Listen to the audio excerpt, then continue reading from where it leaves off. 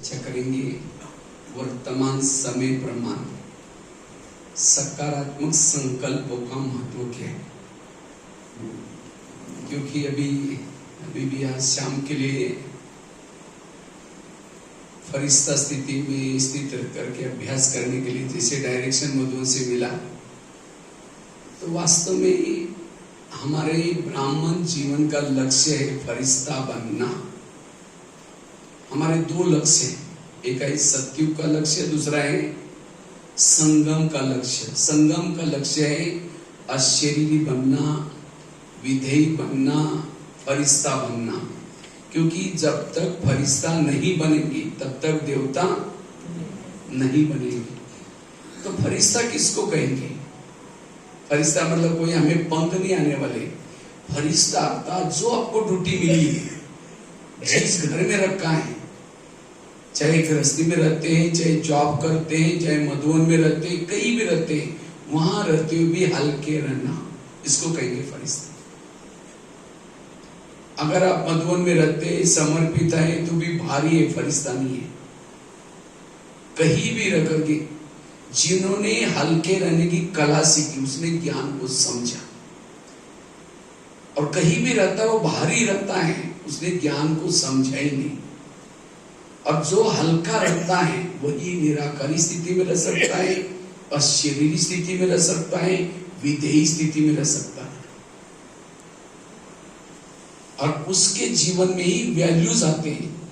चाहे सहन शक्ति आएगी, धैर्यता आएगी, सत्यता आएगी, ईमानदारी आएगी, वो दूसरों को दुआएं दे सकता है। कब? जब हल्का रहता है। लेकिन हल्का रहने का तरीका क्या है? जितने जिसके संकल्प कम चलते हैं, संकल्प में धैर्यता है, पॉजिटिव चलते हैं, उतना वो हल्का बन सकता है। क्योंकि जिसके ज्यादा संकल्प चलते हैं वो देह भान में आता है।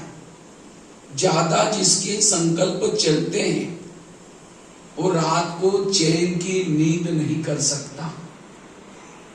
जिसके संकल्प ज्यादा चलते हैं वो वायुमंडल को खराब करता है। जिसके संकल्प ज्यादा चलते हैं उसकी आयु भी कम हो जाती है, क्योंकि हमारे शरीर में गिनती के श्वास मिलेंगे। उस श्वास को जितना धीमे चलाएंगे उतनी आपकी आयु भी बढ़ जाएगी। जिसके संकल्प ज्यादा चलते हैं उस घर में पानी के मटके भी सूख जाते हैं, वहां बरकत नहीं हो सकती, लक्ष्मी वास नहीं कर सकती। इतना ही नहीं, जिसके संकल्प ज्यादा चलते हैं उसके चेहरे में उदासी होगी, खुशी नहीं होगी। और बाबा तो कहते हैं बच्चे आगे चल करके आप लोगों के चेहरे म्यूजियम का काम करेंगे। कौन से चेहरे? जिसके चेहरे में खुशी है। आगे चल करके लोग ज्ञान सुनना नहीं चाहेंगे, क्योंकि हर एक के जीवन में प्रॉब्लम है, समस्या है, इसलिए कोई ज्ञान है। लेकिन उस प्रॉब्लम में रहते हुए भी, समस्या में रहते हुए भी जिसका चेहरा खुश होगा, लोगों को लगेगा उसको कुछ मिला हुआ है, इनको भगवान पढ़ाता है, तब मानेंगे। इसलिए हमारे संकल्प हर विपरीत परिस्थिति में, हर बातों में संकल्प पॉजिटिव चाहिए। जिसके ज्यादा संकल्प चलते वो कर्म योगी नहीं बन सकता। इतना ही नहीं, वो बैठ करके भी योग लगा नहीं सकता। योग में बैठा है, लाल लाइट चल रहा है, गीत बज रहे हैं, शुरू करता है मैं आत्मा हूं, शांत हूं, फिर कह मेरे को क्यों बोल, फिर कह छोड़ो कोई बात नहीं, मैं आत्मा हूं, शांत हूं, फिर कह 15 दिन पहले भी तो बोला था, फिर कह ठीक है मैं आत्मा हूं, शांत हूं, फिर कह चलो बोला कोई बात नहीं, लेकिन सबके बीच में क्यों बोला? उसके वो संकल्प उसको एकाग्र करने नहीं देंगे, आत्मचिंतन, परमात्मा चिंतन करने नहीं देंगे। आकाश के चंद्रमा को पानी में देखना है, पानी स्थिर चाहिए। परम धाम के परमात्मा को मन में देखना है, मन हमारा स्थिर चाहिए। टोटल ये जो ज्ञान हमें मिला है दो बातों के लिए, मन को हल्का रखने के लिए और बुद्धि को स्वच्छ रखने के लिए।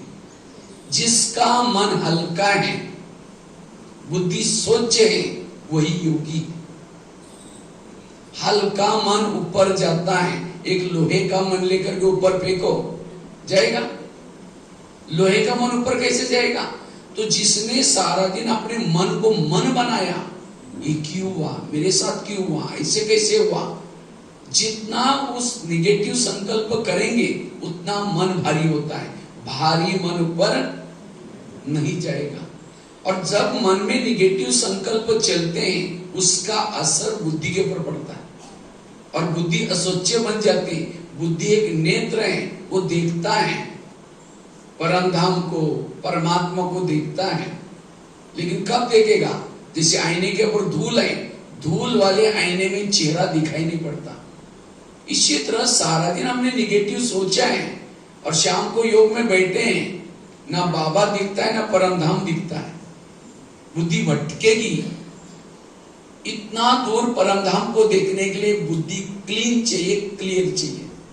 और बुद्धि क्लीन करने का आधार है व्यर्थों से मुक्त बनना, संकल्प को पॉजिटिव चलाना।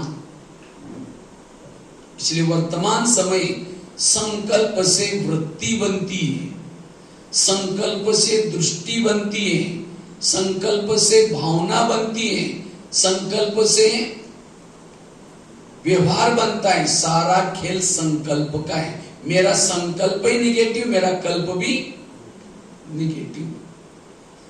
पॉजिटिव है वो सुखी है, निगेटिव है वो दुखी। दुख और सुखी सिंपल सी परिभाषा।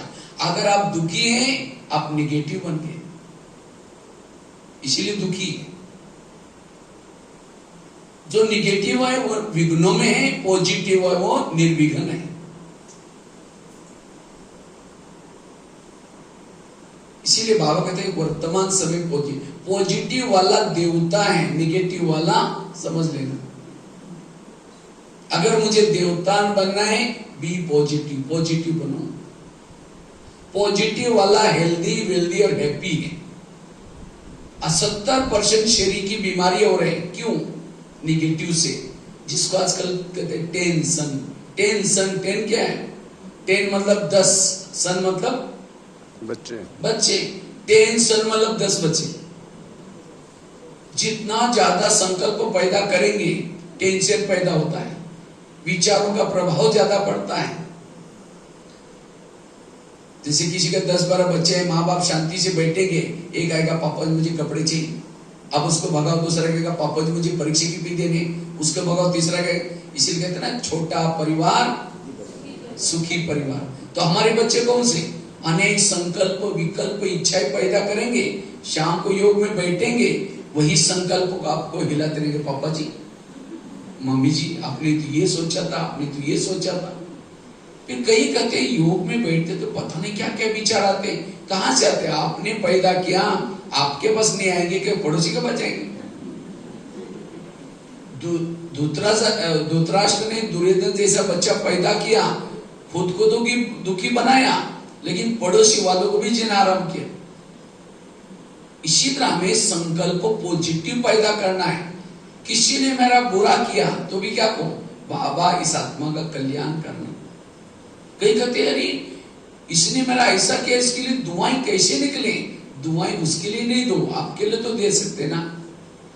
क्योंकि किसी को अगर उतावले होकर के बददुआई देंगे, ये बददुआई जाएगी, उसका तो बुरा करेगी, वापिस घूम करके आपका भी बुरा करेगी। इसीलिए कहते हैं दुआएं दो। किसी का सत्यानाश हो जाए, शब्द भेज दिया, उसका सत्यानाश करके आपका भी सत्यानाश ही करेगा। इसीलिए किसी ने बुरा किया आपको कि बाबा इस आत्मा का भला कर लेना, इसको सद्बुद्धि दे देना। लेकिन कौन दे सकता है ये दुआएं? जिसकी सोच पॉजिटिव है, जिसके संकल्प पॉजिटिव है, वही दुआएं दे सकता है। इसलिए वर्तमान समय का पुरुषार्थ है पॉजिटिव बनना। मन में अगर निगेटिव सोचेंगे, ज्यादा सोचेंगे, दिमाग ठंडा होगा गर्म होगा? ज्यादा सोचने से, व्यर्थ सोचने से दिमाग गर्म होता है, और जिसका दिमाग गर्म होता है, दिमाग में केमिकल्स उतरते ही शरीर की बीमारी होती है। इसीलिए कहते हैं ना, जिसका पाँव गरम, पेट नरम, दिमाग ठंडा, उस घर में कोई डॉक्टर है उसको मार दो डंडा। पाँव को कैसे रखो? गरम, पेट को नरम, दिमाग को ठंडा। लेकिन आजकल उल्टा होता है, पाँव रहते ठंडे और दिमाग रहता है गरम। अभी आ रहा है ना 21 तारीख को योगा डे। ये योगा आजकल, योगा दो प्रकार के, एक है फिजिकल योगा, दूसरा है मेंटल योगा। केवल फिजिकल योगा करने से कोई तंदुरुस्त नहीं बनेंगे। आज मिलिट्री वाले कितने दौड़ते, तो भी टेंशन में, तो भी सुसाइड कर रहे हैं। क्यों? मानसिक रूप से डिस्टर्ब है। इसीलिए केवल फिजिकल योगा नहीं, साथ में मेंटली मेडिटेशन भी जरूरत है, पॉजिटिव बनना भी जरूरत है। इसलिए पाँव को रखो गरम, वॉकिंग करना। आजकल तो वॉकिंग करते ही नहीं है, लगता है कि वॉकिंग करेंगे तो लगेगा इनके पास कोई गाड़ी नहीं, गरीब है। इसीलिए किसी को दिखाने के लिए क्या करेंगे, गाड़ियों में चलेंगे, स्कूटी में चलेंगे। और इसीलिए पाँव रहते ठंडे और पेट, पनीर की सब्जी 4 रोटी खाएंगे, और कद्दू बनाए तो नाक ही बोलेगी क्या बनाया। जीभ की टेस्ट पेट में वेस्ट। जो जीभ को अच्छा लगता है वो नहीं खाओ, जीभ तो 2 मिनट में नीचे कर लेती है, लेकिन सारा दिन संभालना किसको पड़ता है? वो सारा दिन भी चिल्लाता रहता है। इसलिए पेट को नरम और दिमाग को ठंडा। लेकिन आजकल उल्टा होता है, पाँव रहते ठंडे और दिमाग रहता है गरम। आज किसी को पेट के संबंध की बीमारी होती है, ईर्ष्या वाले विचार चलाने वालों को पेट की बीमारी होती है। इसीलिए कहते हैं ना, तो मेरे को देख करके तुम्हारे पेट में जलन होता है क्या? मराठी में भी कहते तुम्हाला पाहून तुझे पोटात दुखते क्या? और आजकल तो सबके पेट में जलन होता है। इसका दुकान अच्छा चल रहा है, इसकी खेती में अच्छा अनाज हो रहा है, इसका बच्चा नौकरी में लग गया। ईर्ष्या, ईर्ष्या वालों को पेट के संबंध की बीमारी होती है। आज किसी को दूर का कम दिखता है, दूसरे की बुराई को आंखें फाड़ फाड़ के देखेंगे। जो आंखें फाड़ता है, बड़ी बड़ी करता, आंखों की पुतली फैल जाती है। फिर डॉक्टर के पास जाएंगे, कहेंगे डॉक्टर जी मुझे आजकल धुंधला दिखता है। डॉक्टर कहेगा, डॉक्टर चेक करेगा, कहेगा आपको नंबर लग गया, चश्मा लगाना पड़ेगा। चश्मा तो लगाया, फिर भी बुराई देखना नहीं छोड़ेंगे, नंबर बढ़ता ही जाएगा। आज किसी को नजदीका नहीं दिखता, अपने दोस्त को कभी नहीं देखेंगे, डोंट केयर करेंगे, नजदीका दिखना बंद हो जाता है। आज किसी को अस्थमा होता है, दमा, कोई भी बातों को पेट में दबा कर रखेंगे, क्या हुआ? कुछ नहीं हुआ। अरे बताओ क्या? नहीं कुछ नहीं हुआ। हुआ बहुत कुछ है, दबा कर रखेंगे, दमे का प्रॉब्लम, अस्थमा। आज किसी को जॉइंट पेन होते है, गुस्सा करने से, अकड़ करके चलने से, अभिमान में चलने से, बुढ़ापे में फिर जॉइंट पेन, मसल दर्द, जैसे लग रहा है पहाड़ तोड़ कर गए। आज किसी को शुगर होती है, शुगर कोई मीठा खाने से नहीं होती है 30% मीठा खाने से, या माँ बाप शुगर पेशेंट है तो 30%, 70% शुगर होते हैं टेंशन से। क्या टेंशन? मैं इसकी सास हूं, मैं इसका पति हूं, मैं इसकी मां हूं, इसको मैंने पढ़ाया लिखाया, छोटे से बड़ा किया, जब अब इसकी शादी भी अपनी पत्नी का मानता है, मुझे नहीं पूछता, अब मेरी हालत ऐसे बुढ़ापे में पता नहीं क्या होगा मेरा। टेंशन। अब इसी से केमिकल्स उतरते हैं, उसी से बीमारी होती है। जब शुगर होगी तो क्या करेंगे? मीठा खाना बंद करेंगे, टेंशन में आना बंद नहीं करेंगे। बच्चे ने गिलास गिराई, इतना गुस्सा करेंगे, तेरे को अक्ल नहीं, तुम कमा के लाओ तो पता चलेगा। गिलास था 10 रुपए का, गुस्सा करेंगे, हार्ट में प्रॉब्लम आएगा, 10 लाख रुपए का ऑपरेशन करना पड़ेगा। इसलिए पॉजिटिव बनिए। आज किसी को स्पॉन्डिलाइटिस होता है, सर्वाइव, रास्ते में जा रहे सब्जी लाने के लिए मार्केट में जा रहे हैं, देखेंगे वो क्या करती है, वो क्या करता है, इधर उधर देखने वालों को स्पॉन्डिलाइटिस होता है। फिर डॉक्टर को कहेंगे डॉक्टर मेरे गले में कुछ अकड़न हो रहा है, तो डॉक्टर चेक करता है, कहता आपको स्पॉन्डिलाइटिस हुआ। इसका इलाज करके डॉक्टर एक बड़ा सा पट्टा लगाता है। जब पट्टा लगेगा 6 महीना ना इधर देखेंगे ना इधर देखेंगे, सीधा देखते चलना पड़ेगा। अगर पहले सीधा देखो तो प्रॉब्लम, तो बीमारियों के प्रॉब्लम्स है निगेटिव सोच। इसीलिए डॉक्टर के पास जब भी कोई जाता है, डॉक्टर क्या कहता है? ज्यादा टेंशन में ना, अब उसके लिए कोई टेबलेट देता है? वास्तव में ब्रह्मा कुमारी का केंद्र एक बहुत बड़ा हॉस्पिटल है। इसलिए अभी भी हम देख के आए थे, शहर के बाहर बहुत बड़ा बनाने के लिए जगह लिया है, जरूरी है, क्योंकि आगे चल करके बहुत लोगों की लाइन लगेगी, क्योंकि मन को ठीक करने वाला कोई भी हॉस्पिटल यहाँ हर शहरों में शरीर को ठीक करने वाला हॉस्पिटल है।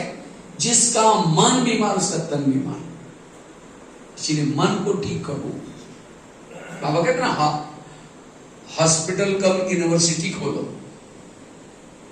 ये मुरली का एक एक सेंटेंस एक टैबलेट्स है, और जब मन ठीक होगा, आज हर एक के मन को बीमारी लगे, किसी को काम की, किसी की क्रोध की, और जब मन बीमार होता है उसका तन भी बीमार हो जाता है। वो दवाई देंगे, वहां से दबाएंगे कहीं और से निकलेगी, वहां से दबाएंगे कहीं और से निकलेगी। जड़ से बीमारी को ठीक करने के लिए पॉजिटिव बनो, सकारात्मक बनो। आज किसी को ब्रेन हेमरेज, आज एक नई बीमारी निकली है, ब्रेन हेमरेज, ब्रेन ट्यूमर उसको कहते हैं। हमारे ब्रेन में बालों से भी महीन नसें होती, और ये क्या काम करते, खून सप्लाई होता है। लेकिन जब व्यक्ति कोई कारणे आकारणे निगेटिव सोचता है, ज्यादा सोचता है, उस नाजुक नसों से तेजी से खून बहना शुरू हो जाता है, और नाजुक नसें बढ़ जाते हैं, उसका कोई इलाज नहीं है। निगेटिव वाला जेलों की चक्कर काटता है, पुलिस स्टेशन की चक्कर काटता है, हॉस्पिटल की चक्कर काटता है, कोर्ट कचहरी की चक्कर काटता है, और ये सारी जगह जेब काटने वाली जगह है। यहां आओ तो बोलेंगे टाइम नहीं है। इसीलिए बाबा कहते बच्चे पॉजिटिव बनो। पॉजिटिव का स्रोत है ईश्वरीय महावाक्य मुरली। गाड़ी के अंदर पेट्रोल डाल दो, वही पेट्रोल का पाइप ड्राइवर के मुंह में डालो तो क्या हो जाए। गाड़ी का भोजन है पेट्रोल डीजल, ड्राइवर का भोजन है सब्जी दाल रोटी। इसी तरह शरीर गाड़ी है, इसका भोजन क्या है, सब्जी दाल रोटी। लेकिन इसका जो ड्राइवर है आत्मा, इसका भोजन क्या है, पॉजिटिव विचार ज्ञान। वास्तव में ब्रह्मा कुमारी का केंद्र आत्मा रूपी ड्राइवरों को भोजन करने का एक डाइनिंग हॉल है। लोग तो भोजन खाते हैं कहां, टीवी के सामने बैठेंगे, अखबार पढ़ेंगे, निगेटिव भोजन करेंगे, बनेगा निगेटिव। इसलिए अगर मुझे पॉजिटिव बनना है, मुझे इसका चिंतन करना है, मुरली का ही चिंतन करना है, इसलिए पॉजिटिव बनना। तो मैं निगेटिव हूं या पॉजिटिव कैसा पता चलेगा? मैं खुद, मेरा जीवन निगेटिव है या पॉजिटिव है। समझो सामने से कोई व्यक्ति आ रहा है, उसको देखते आप रास्ता काट रहे हैं, उसको देखना पसंद नहीं करते, इसका मतलब आप उसके लिए निगेटिव। अगर आपके पति की कोई महिमा कर रहे हैं, अरे तुम्हारा पति तो बड़ा अच्छा है, तेरे को क्या पता, वो तो राक्षस है, राक्षस मैं कैसी रहती हूँ मुझे पता है उसके साथ, कहीं तो माता ऐसी भी बोल देते, इसका मतलब पति के लिए आप निगेटिव। अगर कोई सास की महिमा करे, तुम्हारे सास तो बड़ी अच्छी है, तेरे को क्या पता वो क्या है बुढ़िया, मुझे पता है। अगर किसी की महिमा नहीं सुन रहा आप निगेटिव है। अगर एक व्यक्ति के प्रति भी आप निगेटिव है, आपके दिल में बाबा नहीं बैठेगा, सिंपल सी बात है। अगर एक व्यक्ति के प्रति भी आप निगेटिव है, बाबा दिल में नहीं बैठेगा। तो बाबा को दिल में बिठाने के लिए क्या करो, पॉजिटिव बनो, सकारात्मक बनो।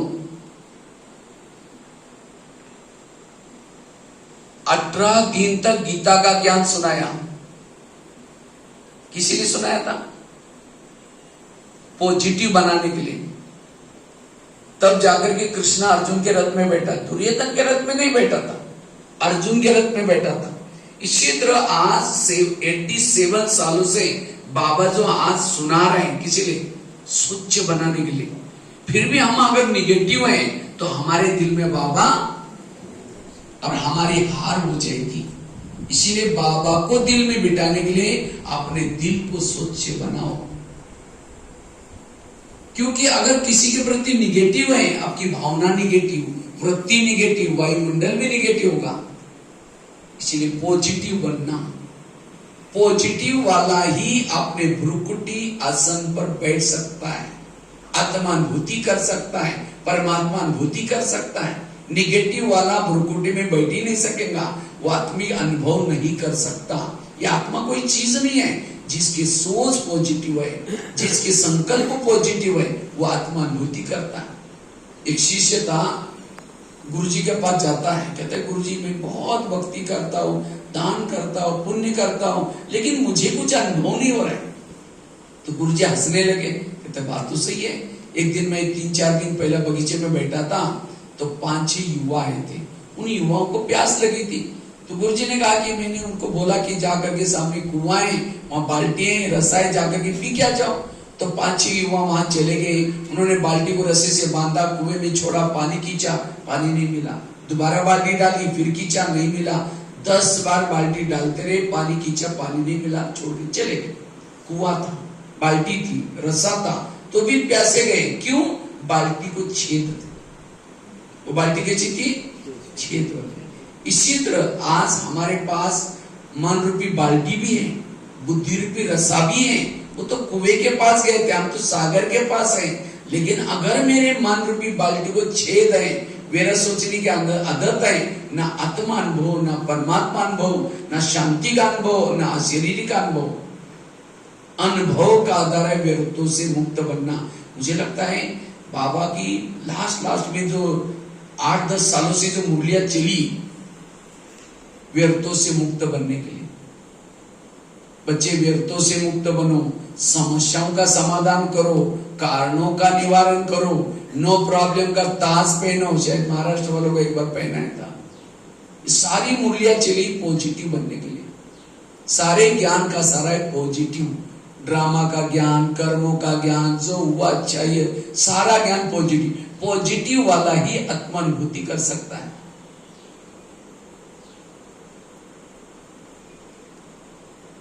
जैसे कुकर को गैस के ऊपर रखेंगे तो क्या होता है?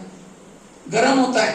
गरम होते होते सीटी मारना शुरू करता है। अगर कुकर सीटी मारेगा तो सब्जी पकाएगा, लेकिन कोई मनुष्य सीटी मारेगा तो ये क्यों हुआ? मेरे साथ क्यों हुआ? ऐसे कैसे हुआ?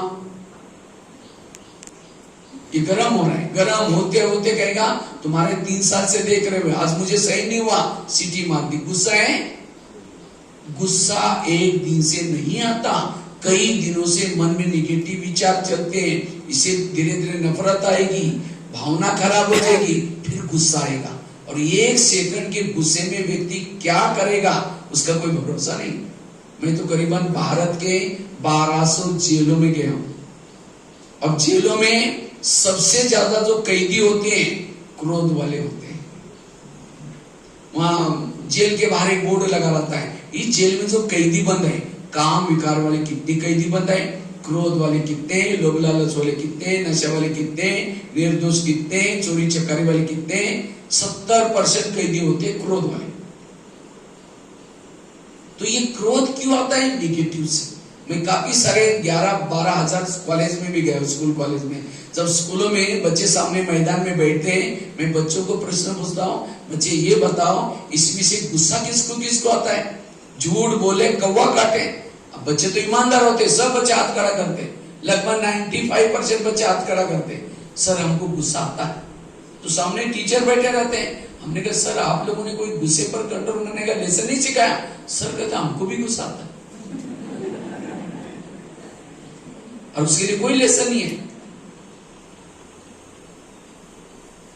इसीलिए वर्तमान समय पॉजिटिव बनने की जरूरत है। और इसीलिए बाबा को ये विद्यालय क्यों खोलना पड़ा? क्योंकि आज सारी समस्याओं का कारण, आज सुसाइड कर रहे, कोई नशा कर रहे, सारे प्रॉब्लम का कारण है निगेटिव सोच। इसलिए पॉजिटिव बनो। पॉजिटिव वाला ही सबको पॉजिटिव रूप में देख सकता है। जैसा चश्मा पहनोगे वैसी दुनिया दिखती है। अगर आपने निगेटिव का चश्मा पहना है, आपको सब कैसे दिखाई पड़ेंगे? निगेटिव। और फिर कहते हैं इसको सुधरना चाहिए, इसको बदलना उसको नहीं है, बदलना खुद को चाहिए। आप निगेटिव बने, इसीलिए सब निगेटिव दिखाई पड़ रहे हैं। इसीलिए पॉजिटिव बनो। आजकल डॉक्टर के पास जब भी कोई जाता है, डॉक्टर क्या कहता है? अगर हेल्थी बनना है, कड़वी चीजें खाना पसंद करो, करेले खाओ, कड़ोने के पत्ते खाओ, मेथी के लड्डू खाओ। करेले मतलब सब्जी की करेले की बात नहीं, जीवन में आने वाली कड़वी बातों को डाइजेस्ट करो। लेकिन आज के इंसान को कड़वी बातें कहते ये मेरे साथ ऐसी क्यों करते हैं, मैंने इसके साथ ये किया वो किया, वो कड़वा व्यवहार डाइजेस्ट नहीं हो सकता। इसीलिए बाबा कहते हैं मन को चुप रखो, पॉजिटिव बनो, सकारात्मक बनो। डॉक्टर और भी एक आजकल हेल्दी बनने के लिए इशारा देते हैं, आप क्या करो सदा खुश रहो, लेकिन लोग खुश होने के लिए क्या करते हैं, लाफिंग क्लब में जाते हैं और हाथ ऊपर करके बगीचे में हाँ करेंगे, घर में आते पति का मुंह देखते चेहरा डाउन हो गया। इसलिए सदा खुश रहे। तो सदा मेरे का अंदर कोई भी मन में निगेटिव विचार ना चले, संकल्प व्यस्त ना चले, उसके लिए हम क्या पुरुषार्थ करें। विपरीत परिस्थिति है, बातें विपरीत है, तो भी मेरे मन में कोई संकल्प विकल्प ना चले, क्योंकि जिसके संकल्प व्यस्त जाते हैं उसका समय वेस्ट गया, शक्तियां वेस्ट गई, सब कुछ वेस्ट गया। क्योंकि जिसका मन चुप है उसके पास एक शक्ति आती है, उस शक्ति का नाम है सहन शक्ति। जिसके संकल्प पॉजिटिव है उसके पास सहन शक्ति आती है, और सहन शक्ति बड़ी बहन है, बाकी शक्तियां उसकी छोटी बहन है। सहन शक्ति आई, बड़ी बहन आई, उसके साथ में 7 बहनें भी आएंगी, अष्ट शक्ति होगी। और अष्ट शक्ति आने से दैवी गुण शक्तियों के बच्चे हैं, याद रखना। दैवी गुण जो है शक्तियों के बच्चे, एक एक शक्ति के 4-4 बच्चे होते हैं। अगर सहन शक्ति आई उसके साथ में उसकी 4 बच्चे आएंगे। कौन से? शांति, एकाग्रता, एक रस और अंतर्मुक्ति। और जब अष्ट शक्ति आपके साथ में है तो 32 दैवी गुण आएंगे। वो है मास्टर सर्वशक्तिमान। कौन? जिसके साथ में दैवी गुण और दैवी शक्ति है। लेकिन ये दैवी गुण और दैवी शक्तियों का आधार क्या है? पॉजिटिव। थोड़ा निगेटिव सोचा, सहन शक्ति भाग गई, सहन शक्ति भाग गई, बच्चे भाग गए, बच्चे भागे, कब आपके साथ में कौन रहेगा? आसुरी अवगुण और आसुरी शक्तियां रहेगी। इसलिए पॉजिटिव बनना वर्तमान समय का बहुत श्रेष्ठ पुरुषार्थ है। कुछ भी हो जाए हल्के बनो, जिसको बाबा और भी शब्दों में कहते हैं, बच्चे बीती को बिंदी लगाओ, जो हुआ अच्छा हुआ। तो मेरे तक निगेटिव संकल्प ना चले, सदा पॉजिटिव रहे, उसके लिए हम क्या पुरुषार्थ करें? सबसे पहला पुरुषार्थ है कर्म गति के गहराई को समझना। जो कर्म गति को समझता है उसके कभी भी निगेटिव विचार नहीं चलेंगे। वास्तव में वर्तमान के हमारे प्रॉब्लम हमारे ही कोई अतीत के भी कोई कर्मों का परिणाम है। एक ड्रामा की बहुत बड़ी सीक्रेट बात आपको सुनाता हूं। आपके घर के जितने भी लोग हैं, चाहे आपका पति है, चाहे आपका बेटा है, चाहे आपकी पड़ोसी है, चाहे आपके रिश्तेदार हैं, जो भी आपके घर के मेंबर हैं, वो कोई आपको देने के लिए, कोई आपसे, और जिन्होंने इस लेने देने को समझा उसका कभी भी संकल्प विकल्प नहीं चलेगा। कई माता कहती इस बच्चे को मैं कितना प्यार करता हूं तो भी ये टेढ़ा ही चलता है, वो आपसे लेने के लिए आए। और कोई बच्चे को कितना भी डांटो तो भी वो प्यार करता है, वो आपको प्यार देने के लिए आए। कर्मों से संबंधी मिलते हैं, कर्मों से सब कुछ होता है। इसीलिए भजन है ना, किसके झोले में कांटे हैं तो किसके झोले में फूल। कोई कारण होगा रे, कोई कारण होगा। कई कहते नहीं भाई जी, हमारे घर के पास इतना भ्रष्ट व्यक्ति है, इतना गलत काम कर रहे हैं, भगवान उसका ही घर भर रहा है। जो घर भर रहे हैं पिछले अच्छे कर्मों का फल है। अब गलत बीज बो रहा है, उसका फल भी उसको मिलेगा। भले कलयुग है, लेकिन ये दुनिया कर्मों के आधार से चलती है। जैसा बोएंगे वैसा ही काटना पड़ता है। इसलिए अब मुझे श्रीमत के अलावा कोई भी गलत बीज नहीं बोना है, नहीं तो मुझे ही काटना पड़ेगा। इसलिए इस कर्म गति को समझना। कोई समझो बहू है, सास उसको तंग करे, परेशान करे, बहू को तनाव, टेंशन आ रहा है। अगर सास और बहू का पिछला जन्म दिखाया जाए तो आज जो बहू है पिछले जन्म इसकी सास थी, और जो सास है वो समय बहू थी। इसलिए कहते हैं ना सास भी कभी बहुत। अगर आपका पति तंग करता है आपको, इसका मतलब मैंने भी कभी उसको पति बन करके तंग किया था, मेरा हिसाब किताब क्या हो रहा है, चुप्त हो रहा है। हिसाब किताब को चुप्त करने के 3 तरीके, एक है योग लगा करके चुप्त करो, दूसरा है सहन करके चुप्त करो। कोई व्यक्ति तंग कर रहा है, परेशान कर रहे हैं, आप उसको सहन किया, आपको सोचा ही नहीं, आपका हिसाब चुप्त हो गया।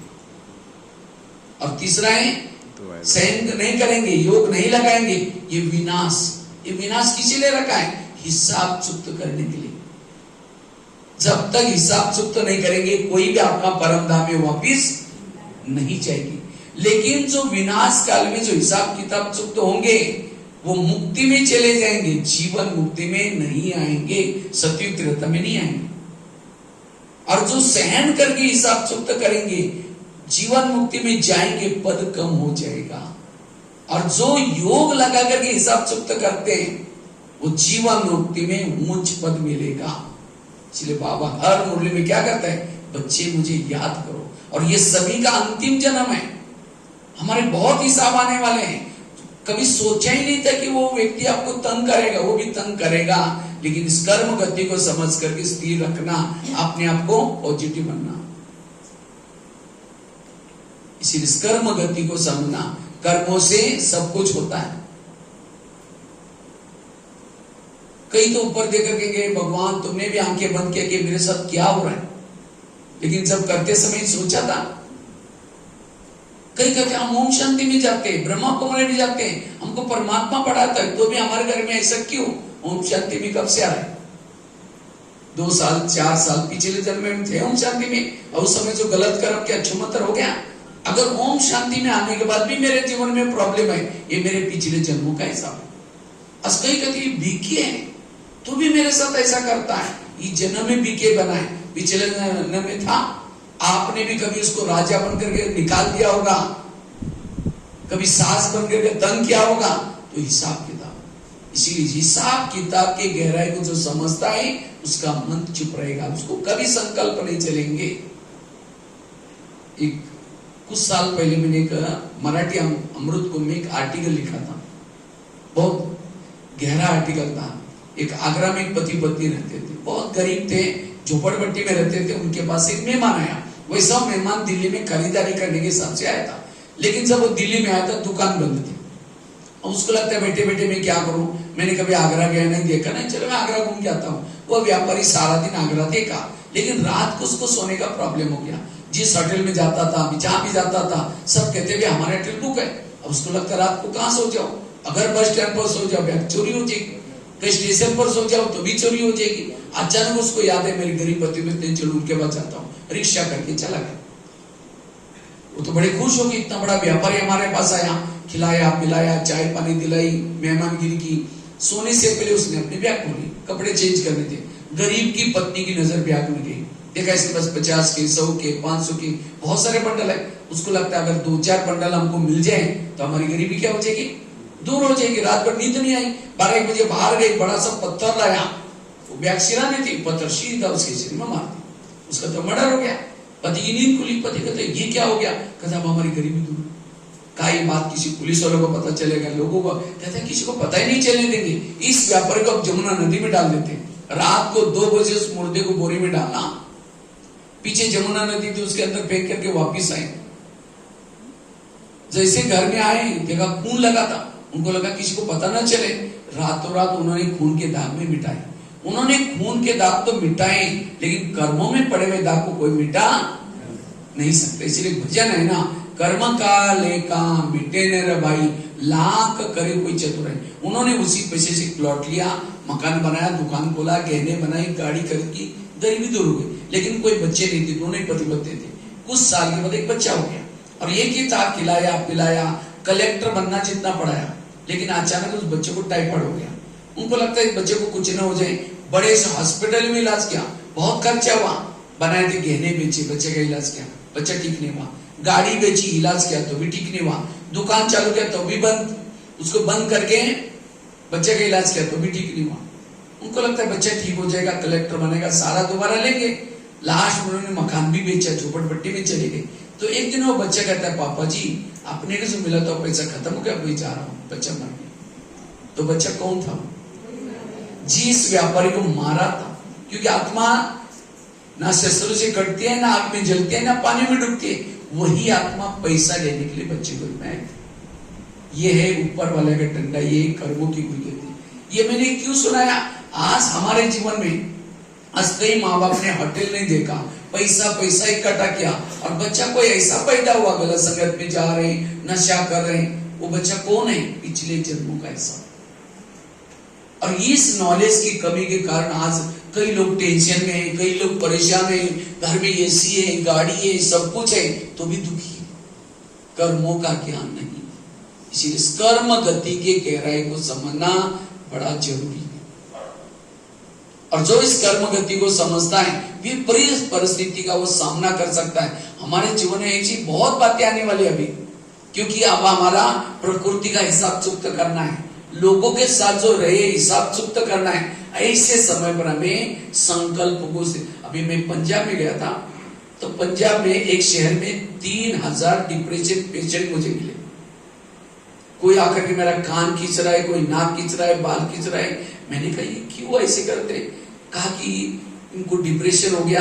क्यों डिप्रेशन हुआ? किसी की जॉब चला गया, किसी ने उसको अपमान किया, किसी ने, क्योंकि आज हमारा ब्रेन काम नहीं कर रहा है, क्योंकि निगेटिव है। इसलिए अपने ब्रेन को पॉजिटिव बनाओ, आने वाले हर परिस्थिति का सामना कर सकेंगे। इसलिए वर्तमान समय पॉजिटिव बनना ये बड़ा जरूरी है। इसलिए कर्म गति को समझना। दूसरी बात है, गीता का, रामायण का, महाभारत का एक मंत्र याद रखो, जो हुआ अच्छा हुआ, जो हो रहा अच्छा, जो होगा वो भी। मेरे जीवन की हर घटना में कल्याण है। कोई आपकी ट्रांसफर यहां से कोई गांव में गई, कोई बात नहीं, उसको स्वीकार करो, परिस्थिति को स्वीकार करो। किसी ने अपमान किया, स्वीकार करो। क्यों क्या में नहीं जाओ, जितना क्यों क्या कहेंगे दलदल में फंसते ही जाएंगे। ये निगेटिव की दलदल ऐसी दलदल है, और माया वर्तमान समय ये संकल्प के रूप में आ रही। इसलिए no question, no correction, no quotation, no position, मन चुप। जो संगम युग में व्यर्थों से मुक्त है वो मूर्ति है, और जो संगम युग में मूर्ति बनता है वही भविष्य में मूर्तियां बनकर के पूजा जाएगा। अगर मूर्ति को कोई गाली भी देता है, चेहरा पीछे करके, और हमें कोई गाली देता है तो 15 दिन उसे बात नहीं करेंगे, निगेटिव सोचेंगे, तो कैसे मूर्ति बनेगी? इसीलिए जो हुआ अच्छा हुआ, जो हो रहा अच्छा, जो होगा वो भी। एक रामायण की घटना सुनाता हूं। राम राजा बनने वाला था, लेकिन रात में आकर के मंत्रा ने कई को 2-4 उल्टी बातें सुनाई। तुम्हारा बेटा भी तो है, तुम अपने बेटे को छोड़ करके राम को राजा बना रहे। और ये बातें सुन करके राम को राजा बनाने के बजाय 14 वर्ष वनवा में भेजा। सीता गई, लक्ष्मण गया, तीनों भी घर से चले गए। वियोग के कारण दशरथ ने प्राण त्यागा। खाने का प्रॉब्लम, सोने का प्रॉब्लम, घास में सोए, किसके कारण हुआ? मंत्रा के कारण। तो मंत्रा को जो भी देखे उसकी भावना अच्छी चलेगी, बुरी चलेगी। मैं खुद जब बचपन में रामायण देखता था, मंत्रा काला सा ड्रेस पहन करके डंडा लेके आती थी बुढ़िया बन करके। मैं कहता इस बुढ़िया को उसको मुझे नहीं देखना। लेकिन एक दिन मैंने जब सोचा तब पता चला मंत्रा ने राम के साथ जो किया वो अच्छा किया। अगर मंत्रा उनके घर में रात को ना आती तो राम क्या बनने वाला था? राजा। राजा बनता तो जंगल में नहीं जाता, जंगल में नहीं जाता सीता की चोरी ना होती। अगर सीता की चोरी ना होती रावण को ना मारता, रावण को ना मारता, राम की महिमा कोई नहीं गाता। राम की महिमा किसके कारण? मंत्रा के कारण। इसी तरह हर एक के घर में, ऑफिस में, पड़ोस में भगवान ने तो मंत्रा रखी। लेकिन आज हमारा निगेटिव सोच है, वही मंत्रा है। लेकिन राम के मंत्रा ने तो राम का भला किया था, तो आपकी भी मंत्रा क्या करने वाली है? अगर राम के जीवन में मंत्रा ना आती, ना हनुमान मिलता, ना अंगद, ना ऋषि, ना मुनि, किसके कारण मिले? मंत्रा के कारण। आज हमें बाबा मिला, इतना अच्छा दैवी परिवार मिला, दीदी दादियां मिली, किसके कारण? आज तक की मंत्राओं के कारण। इसीलिए कभी एकांत में बैठ करके आज तक जिन्होंने तंग किया, परेशान किया, उन सबको धन्यवाद दो। आप लोगों ने हमें तंग किया, हमारा बहुत अच्छा हुआ, लेकिन फिर 5000 साल के बाद तंग करने के लिए जरूर आना। ये है दुआएं देना। नहीं तो कई उसको देखते हैं ऐसा चेहरा करके जाते हैं, इसने मेरे साथ क्या क्या क्या, मैं कैसी दुआएं दूं। लेकिन नहीं, बाबा कहता है तुम्हारा मैंने ड्रामा इतना सुंदर बनाए, तुम्हारे आस पास के जितने भी लोग हैं सब तुम्हारा कल्याण करने वाले हैं, तुम्हारा अकल्याण करने वाला कोई भी नहीं है। और इसीलिए ड्रामा रिपीट होता है। इसीलिए जो हुआ अच्छा हुआ, जो हो रहा अच्छा, जो होगा वो भी। राम जब वनवास से आता है, सारे लोग उसका स्वागत करने के लिए आए थे, लेकिन मंथरा और कैकेयी माँ थी नहीं। तो राम सबको पूछे कि मंथरा और कैकेयी माँ दिखाई नहीं पड़ रहे, तो सभी ने कहा वो आई नहीं। राम ने सबको छोड़ करके उनके पास चला गया, कहा कि माँ आप मेरा स्वागत करने के लिए क्यों नहीं आए। तो मंथरा कैकेयी कहते बेटा हम कैसे आए, हमने तो तेरी चुगली लगाई, तेरे को इतना कष्ट पहुंचाया, जंगल में भटकाया। तो राम क्या कहता है, नहीं माँ आपके कारण में पुरुषोत्तम राम, भगवान राम, विजय राम बन के आए। ये नहीं कहा कि तुम तो बुढ़ी है ना, तुमने मेरी चुगली दो थप्पड़ नहीं लगाई। लेकिन आज हमारा जो बुराई करने वाला जो सामने आता है, उसको देखते वो बातें याद आते, चेहरा ऐसा करते। इसलिए जो हुआ, और संगम युग में महान भाग्यशाली कौन है, जिनके जीवन में प्रॉब्लम ज्यादा, समस्या ज्यादा, विघ्न ज्यादा, वो बड़े भाग्यशाली। कुंती के सामने जब कृष्ण जाता है, कुंती को पूछता तुमको क्या वरदान चाहिए, सोना चांदी जो भी मांगो, तुम्हारी भक्ति का फल देने के लिए मैं आया। तो कृष्ण कहता है मुझे सोना, कुंती कहते हैं मुझे सोना चांदी नहीं चाहिए, मुझे जीवन में समस्या चाहिए। तो कृष्ण कहता है तुम क्या मांग रहे, तथास्तु तुम्हारी जो भी इच्छा पूर्ण हो जाए। फिर कहा कि तुमने समस्या क्यों मांगी, सोना चांदी क्यों नहीं मांगा। कहते समस्या होगी, आप सदा मेरे साथ में रहेंगे और आप मेरे साथ में रहेंगी, यही मेरा सौभाग्य।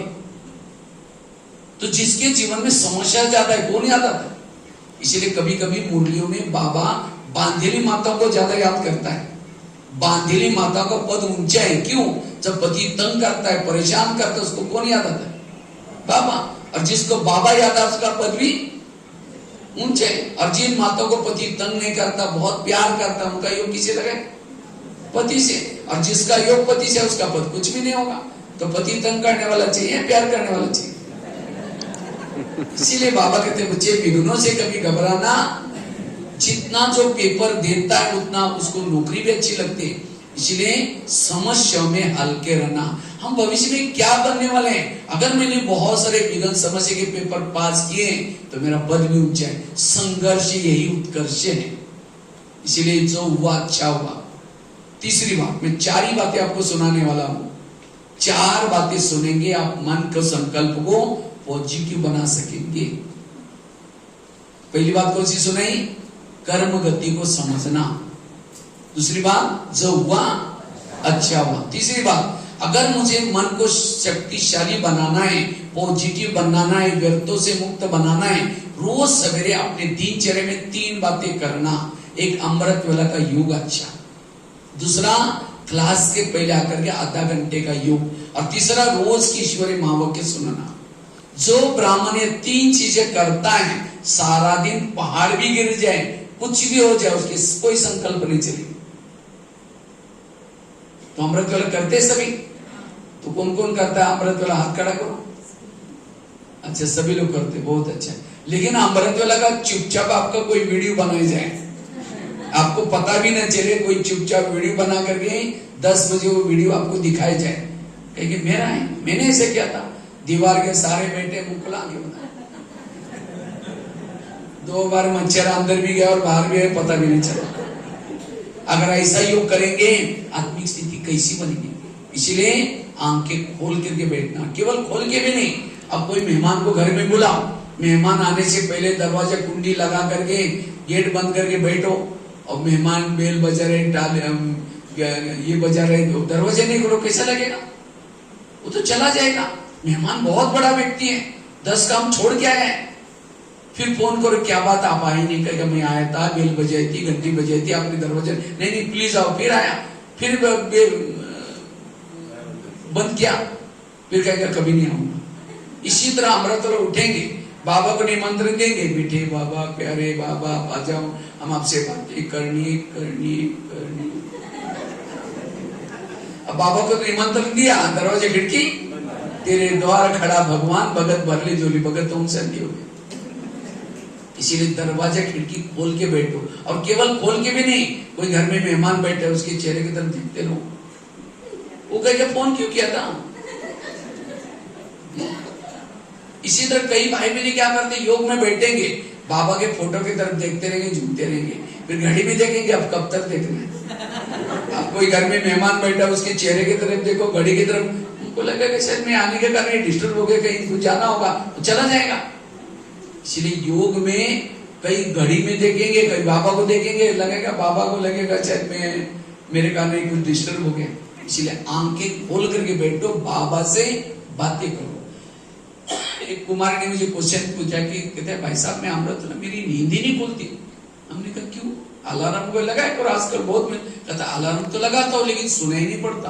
हमने कहा क्यों? कहते मैं सोने के लिए परमधाम में जाता हूँ, अलार्म तो धरती पर बजता है, इतना लंबा डिस्टेंस है। एक कुमारी ने क्वेश्चन पूछे, कहते हैं भाई साहब मैं अमृत उठती हूँ लेकिन परमधाम ही नहीं जाती हूँ। हमने कहा क्यों? कहते उसी समय हमारे घर के ऊपर बहुत अंधेरा होता है, इसीलिए परमधाम ही नहीं जाते हो। देखो कैसे कैसे क्वेश्चन करते हैं। तो कहने का मतलब हमारा अमृत वेला सारा दिन का फाउंडेशन है। जो अमृत वेला करता है उसकी आत्मिक स्थिति बनती है, और जिसकी आत्मिक स्थिति है उसके संकल्प नहीं चलेंगे।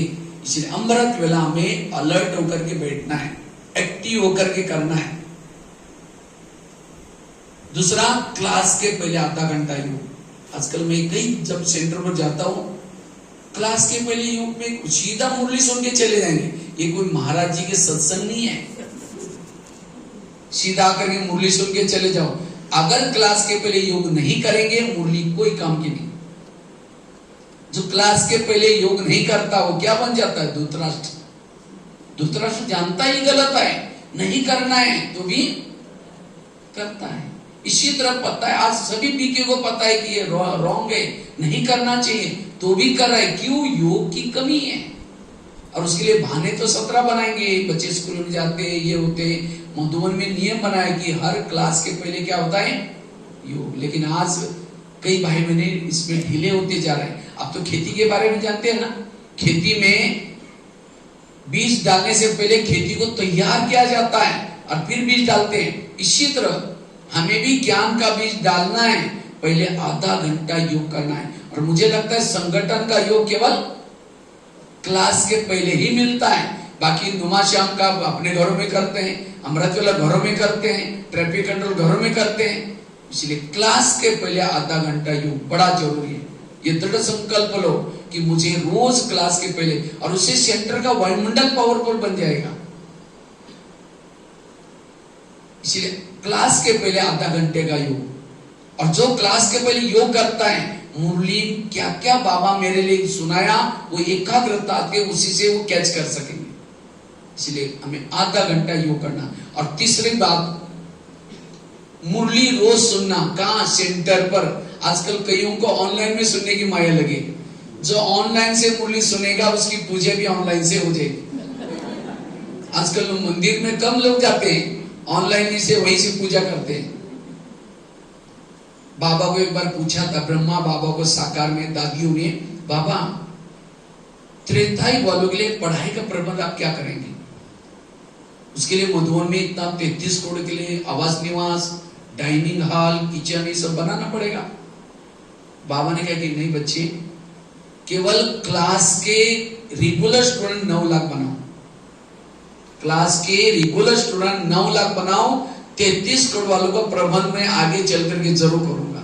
और अब बाबा ने 5-6 साल में पीसा पॉइंट टीवी, फेसबुक, व्हाट्सएप ये सब चालू किया। ये सब किसके लिए? 33 करोड़ के लिए।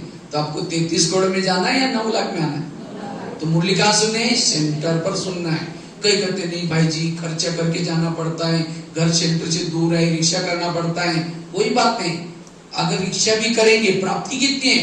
आजकल के कई बच्चे कितना दूर दूर बसों में पढ़ने के लिए जाते हैं, जबकि उनके शहरों में कितने सारे स्कूल है तो भी दूर जाते हैं क्योंकि स्कूल अच्छा है। इसी तरह यहां भी हम आएंगे तो हमें प्राप्ति कितनी है? भले यहां खर्चा करेंगे लेकिन मिलेगा कितना? इसलिए हमें जरूर सेंटर पर आकर के सुनना है। एक भील था, एकलव्य, गुरु द्रोणाचार्य के पास गया, कहता मुझे नंबर 1 चाहिए, मैं अर्जुन से भी होशियार हूं। कहा कि तुम्हारा गुरु कौन है? कहा कि आप ही मेरे गुरु हैं, आप मेरे पास तो कभी आए नहीं, चलो मैं दिखाता हूँ। एक जंगल में लेके गए द्रोणाचार्य को, वो एकलव्य, और एक पुतला दिखाया, देखो आप मेरे गुरु हैं। तो भी उसको नंबर 1 नहीं दिया। नंबर 1 किसको दिया? अर्जुन को, क्योंकि अर्जुन सामने सीखा था और द्रोणाचार्य गुरु ये एकलव्य पुतले के सामने। इसी तरह आज कई भाई बहन क्या करेंगे, शिवानी बहन के क्लासेस, बड़े महारथियों के क्लासेस सुन करके होशियार तो बनेंगे ज्ञान में, लेकिन नंबर 1 नहीं आएंगे। नंबर 1 बनना है, सेंटर पर आकर के मुरली सुनना है। उसी समय कभी बाबा कभी कहते थे, बच्चे आगे चल करके ब्राह्मणों का झाड़ हिलेगा। मैं कभी सोचता था झाड़ कैसा हिलेगा, लेकिन कोरोना काल आ गया, अचानक मुरली बंद हो गई, फिर भी बहनों की कमाल है, वो ऑनलाइन के करके कैसे कैसे मुरली भेजना शुरू किया, और कईयों को वही सहज लगना लगा। घर का नाश्ता बनाते समय अभी वही मुरली सुनेंगे।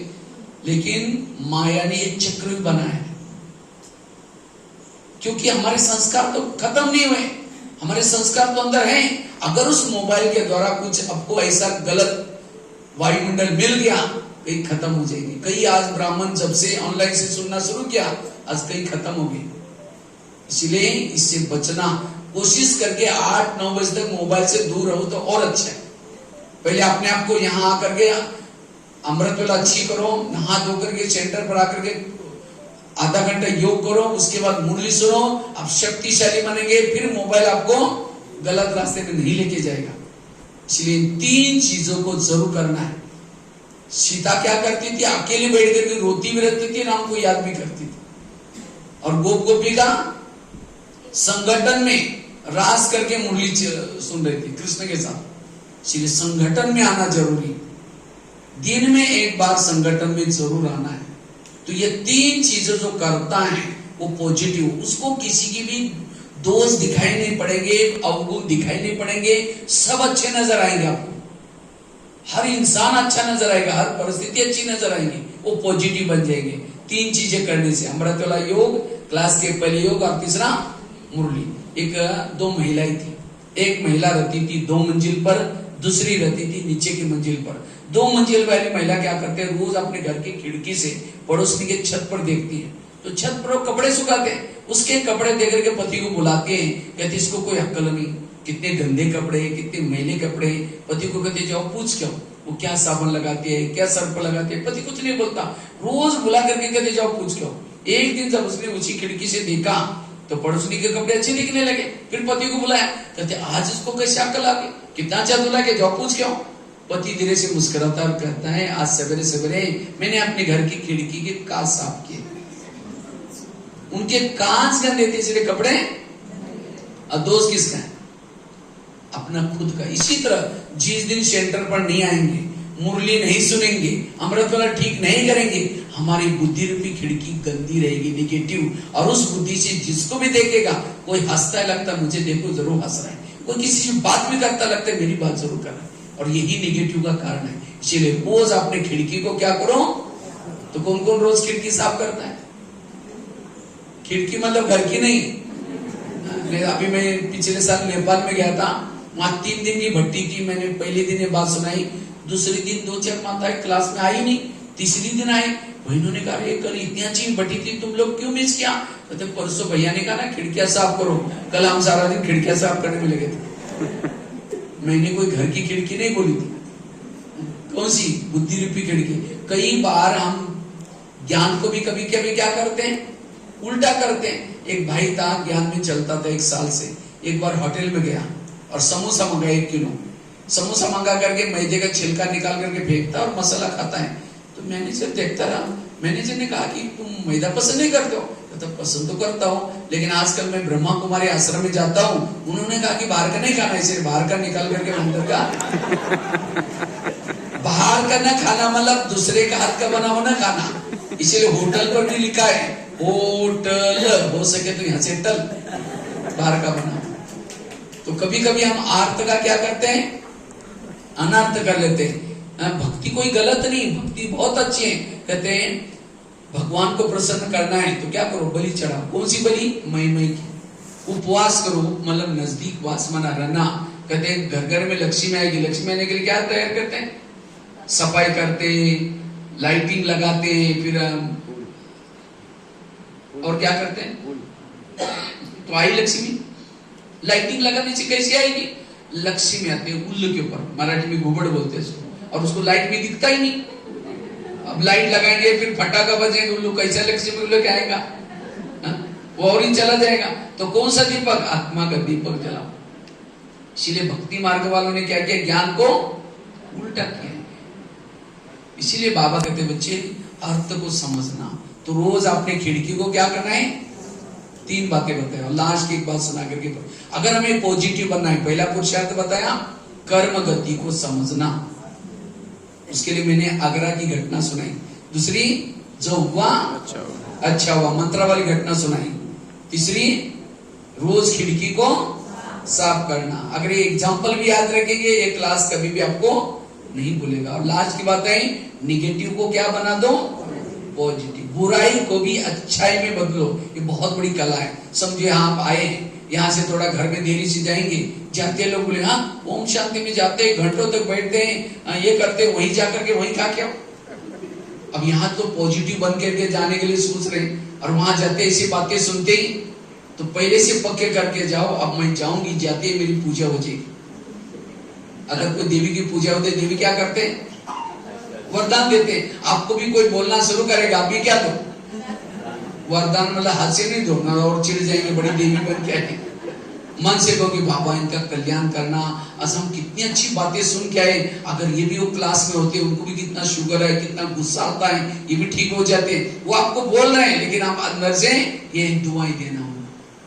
तब उसको लगेगा अरे मैं थोड़े भी पहले बोलता था, ये काली का रूप धारण करती थी, और आज तो बिल्कुल चुप है। इसका मतलब आश्रम के ज्ञान का कुछ असर हो गया इसको। ये है निगेटिव को पॉजिटिव, ये है सहन शक्ति। किसी ने गाली भी दी, क्या समझो? गाली नहीं दी, मेरे पर गुलाब का फूल डाल दिया।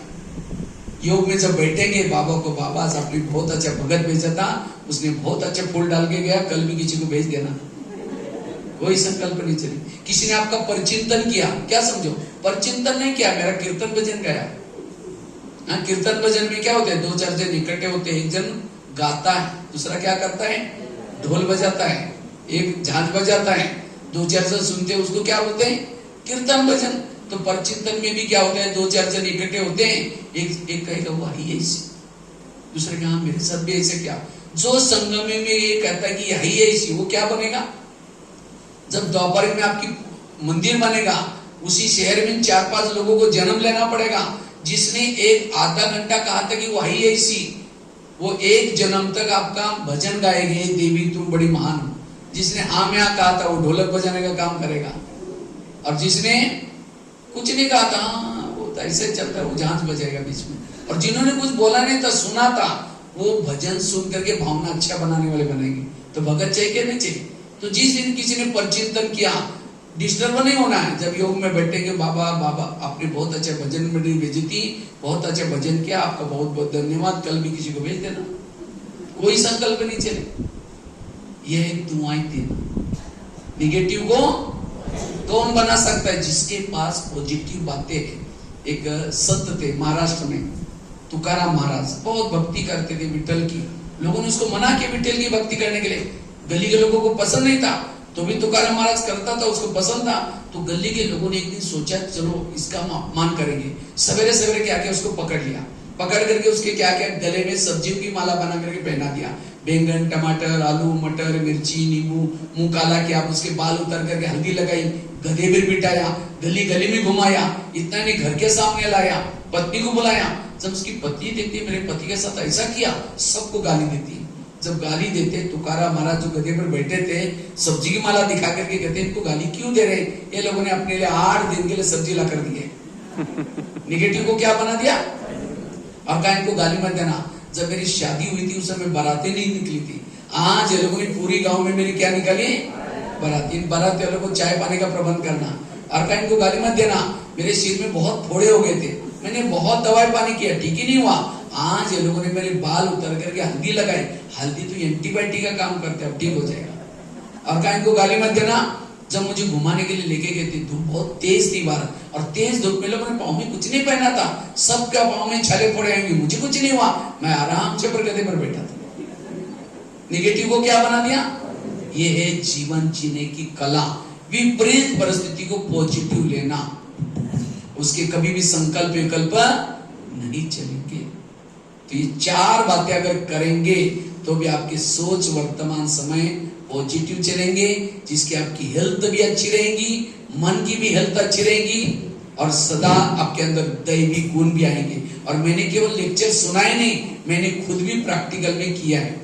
लास्ट में मेरा अनुभव सुना करके मैं पूरा करता हूँ। वैसे तो मैं भी सांगली जिले से, महाराष्ट्र से सांगली जिले से छोटे से गांव में जन्म लिया। मैं तो 11 साल स्कूल में नहीं गया था। वैसे जो बकरी चराते धनगर समाज, उसमें जन्म लिया। 6 महीना में स्नान भी नहीं करता था लौकिकता में, एक बार कपड़े डाल दिया निकालते भी नहीं थे, ऐसी स्थिति थी। तो 11 साल के बाद हमारे खेती से एक रोज बच्चा जाता था। मैं सोचता था बच्चा रोज कहाँ जाता है, मैं उस बच्चे के पीछे गया। तो एक मंदिर में स्कूल लगती थी, एक ही टीचर था, 7 कक्षा इकट्ठी बैठती थी। तो मैंने कहा सर मुझे भी पढ़ना है। तो टीचर ने मना किया, तुम तो बड़े हो गए, तो नहीं पढ़ सकते। मैंने कहा सर मेरे ना हाजिरी लगाना, ना मेरा कोई मार्क लिस्ट चाहिए, मुझे केवल क सीखना है, और मुझे नौकरी नहीं करना, मुझे कहीं बाहर जाऊंगा तो बस का बोर्ड कैसे पढ़ूंगा। तो मेरी लगन देख करके टीचर कहता ठीक है कल से आओ। तो जाना शुरू किया। पहले दिन 5वीं कक्षा वाले बच्चे के साथ बिठाया और कहा कि पहली को सुनाएंगे तो भी सुन लेना, दूसरी को सुनाएंगे तो भी सुन लेना। रोज अब रोज जाना शुरू किया। घर वालों ने मना किया, अपने पास पैसे नहीं, रोज कहाँ जाते हो? हमने कहा स्कूल में। मैंने कहा पैसे नहीं मांगूंगा, बिना पैसे का पढ़ूंगा। मैं सवेरे जल्दी उठता था, नीम के बीज इकट्ठे करता था, करंजी के बीज इकट्ठे करता था, वो बबूल वहां का पेड़ बहुत है, उसका गम निकालता था, बेचता था। ऐसी करके पढ़ाई किया। 7वीं कक्षा में बोर्ड की परीक्षा थी। तो टीचर ने कहा तुम डायरी पेन नहीं लाते, कल से स्कूल में नहीं हो। मैंने कहानी पढ़ी थी, जो बच्चे चोरी करते हैं भगवान उसको हाथ नहीं देता, चोरी भी नहीं करना है, घर वालों को भी तंग नहीं करना है। तो मैं क्या करता था, रद्दी से पुरानी डायरी लाता था, पहले स्याही से लिखते थे, और रद्दी की डायरी को पानी से धुलाई करके धूप में सुखा करके फिर लिखता था। ऐसी करके पढ़ाई करा था, लेकिन ईमानदारी सत्यता नहीं छोड़ी। एक दिन आया, उसका फल मुझे मिला।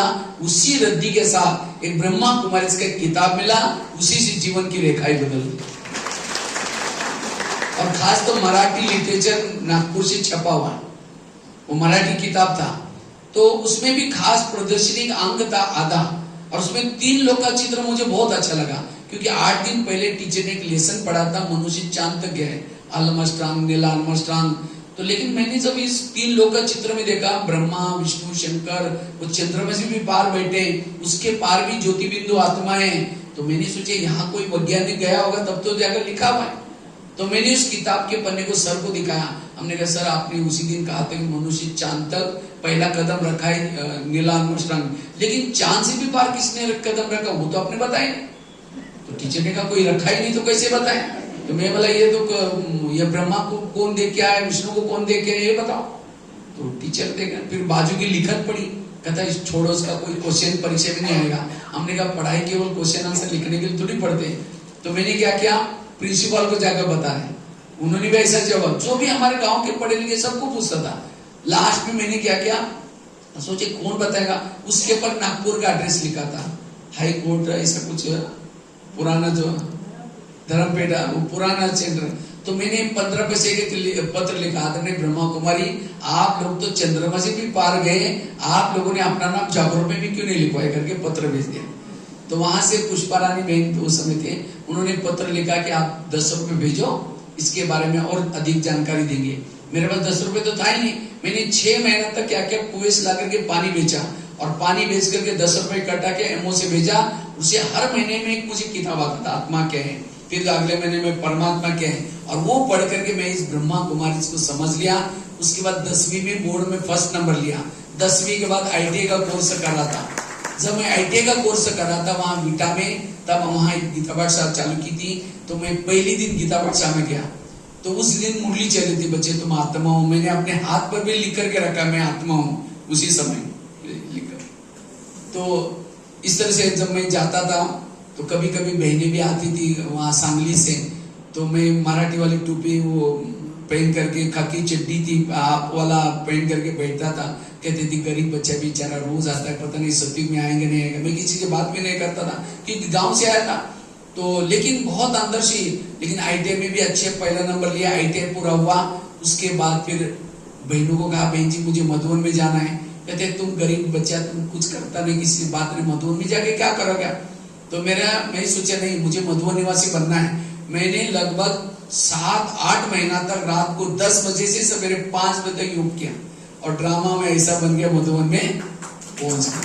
और उसके बाद वहां से मैं दिल्ली में भी गया। दिल्ली में गुलजार दादी मेरे को 2 साल के बाद लेके गई।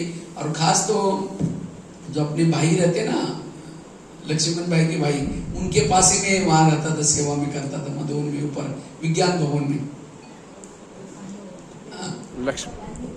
ज्ञान विज्ञान में लक्ष्मण भाई के पास ही रहता था 2 साल तक। तो उसके बाद फिर मैं दिल्ली गया। तो दिल्ली में 10 साल रहे। वहां मैं हिंदी भाषा सीखा, खाना बनाना सीखा, कई कला बाबा ने सिखाया। एक्चुअली मेरे पास कोई कला ही थी नहीं, लेकिन बाबा ने बहुत सारी कलाएं भर दी मेरे अंदर। और मेरे जीवन में प्रॉब्लम्स आई, लेकिन हर बातों को क्या क्या पॉजिटिव बनाया। मैं जो आगे बढ़ा एक पॉजिटिव से आगे बढ़ा। 1-2 ही घटना मैं आपको सुनाता हूं। एक दिन मन में आया मुझे किसी को ज्ञान सुनाना सीखना है। जब दिल्ली में रहता था तो मुझे हिंदी नहीं आती थी। मैंने 2-4 लोगों को बुला करके कुछ सुनाना शुरू किया। किसी ने मेरे को देख लिया, कहते आप क्या सुना रहे थे? मैंने कहा ज्ञान की बातें। कहते तुम्हारा काम नहीं, तुम ऐसे हो वैसे, बहुत निगेटिव बोला। मैंने निगेटिव सोचने के बजाय मैंने सोचा इनकी कोई गलती नहीं, शायद मेरे पास ज्ञान का स्टॉक नहीं, इसलिए बाबा मौका नहीं दे रहे। तब से सुनाना छोड़ दिया। रोज एक बगीचे में बैठता था, गमले पड़े रहते थे, गमलों को समझता था माताएं बैठे, यूथ बैठे, कुमार बैठे। और 10 साल तक गमलों को ज्ञान सुनाने की प्रैक्टिस की। और करते करते आज 12,000 कॉलेज में, 1100-1200 जेलों में लेक्चर करके इंडिया बुक ऑफ रिकॉर्ड में नाम दर्ज किया। अगर वो व्यक्ति मुझे ऐसा ना बोलता तो इसका प्रैक्टिस ना करता। इतने नहीं, एक दिन मेरे को किसी ने कहा आप इतनी सारे कार्यक्रम करते, इसके फोटो नेट में डालो। मुझे तो कंप्यूटर नेट कुछ आती नहीं थी। मैंने कुछ फोटो CD में डाल करके एक भाई के पास लेके गया। मैंने कहा भाई इसको नेट में कहीं डाल देना। उसने कहा तुम तो 5 पैसे के आदमी, तुम्हारे फोटो नेट में थोड़ी होते। मुझे लगा नेट क्या होते है, मुझे उसको सीखना है। और सीखते सीखते इतना सारा सीखो। आज यूट्यूब में, गूगल में BK भगवान पे डालो, बहुत सारे क्लासेस। आज हर एक के जेब में बैठने का मौका मिला है। बहुत बड़ी सेवा हो रही है। परिस्थिति से पॉजिटिव बनाए। इतना ही नहीं, एक दिन मैंने सोचा एक अगर लेक्चर करते 100-1000 लोग सुनेंगे, अगर एक लेख छपेगा तो कितने लोग पढ़ेंगे। मैंने रात भर जाकर के एक लेख लिखना शुरू किया। लिखते लिखते 2 बज गए, फिर 4 बज गए। उसी को दूसरे दिन फोटो कॉपी करने के लिए भाई के पास लेके गया। मैंने कहा भाई इसको फोटो कॉपी करो, जो भी पैसा है ले लूंगा, दे दूंगा। कहता है उसने ऊपर नीचे देखा, पता नहीं क्या होगा, फाड़ के 25 टुकड़े करके कचरे में फेंका। कहते तुम जिंदगी में कभी लेकर नहीं बन सकते, जाओ बोल दिया। अब कितना निगेटिव सोच रहे, झगड़ा कर। मैंने सोचा इसमें कल्याण है, तो आज से मैं लेख फोटो कॉपी नहीं करूंगा, दोबारा बार-बार लिखूंगा। दोबारा लिखने से करेक्शन होता गया। 40 मैगजीन में लिखता हूं, 3000 से ज्यादा लिख चुका हूं। जब मैं पढ़ता था तो मेरा टिफिन आता था घर से। तो एक दिन बाबा की मुरली चली, बच्चे बाहर का भोजन नहीं खाना चाहिए, शुद्ध भोजन। मैंने सोचा मेरा टिफिन आता है। उसी दिन दृढ़ संकल्प किया आज से बाहर का भोजन नहीं खाऊंगा। मैं खुद बनाना, मेरे पास कुछ पैसा भी नहीं था। चावल उबाल करके, गरम चावल पर शक्कर डाल के खाते थे 4 साल तक। लेकिन आज बाबा ने कहा बेटा मधुबन में 25,000 लोगों का भोजन बनाने वाला। मेरे जीवन में प्रॉब्लम आई, लेकिन हर प्रॉब्लम को पॉजिटिव बनाया। लोगों ने पत्थर मारे, उस पत्थर को चुन करके सीढ़ी बनाई। और आज बाबा ने, माँ बाप ने नाम रखा था भगवान भाई, उस नाम को बाबा ने क्या क्या सार्थक करा। मेरा लेख छपा था ज्ञानामृत में, धूल में छिपा हुआ, कहाँ धूल में पड़े थे। और बाबा ने आज मधुबन के शोकेस में रखे। और भारत के कोने कोने में जाता रहता हूँ। मेरे 2-2, 3-3 साल के लिए प्रोग्राम पहले से बुकिंग रहते हैं। ये कला दी निगेटिव को पॉजिटिव। इसलिए मैंने क्लास नहीं किया, लेकिन हमने जो किया व्यर्थों से मुक्त बनने के लिए जो पुरुषार्थ किया, कर्म गति जो हुआ अच्छा हुआ। रोज खिड़की को साफ करना। मैंने अपने जीवन में 3 बातों को ज्यादा महत्व दिया। मुरली, क्लास के पहले योग, और तीसरा अमृत वेला का योग। तो आप भी करेंगे तो आप भी पॉजिटिव बनेंगे। इससे हम हल्के बनेंगे, फरिश्ता बन सकेंगे, सदा खुश रह सकेंगे। तो यह है वर्तमान समय का पुरुषार्थ। ठीक है, ओम शांति।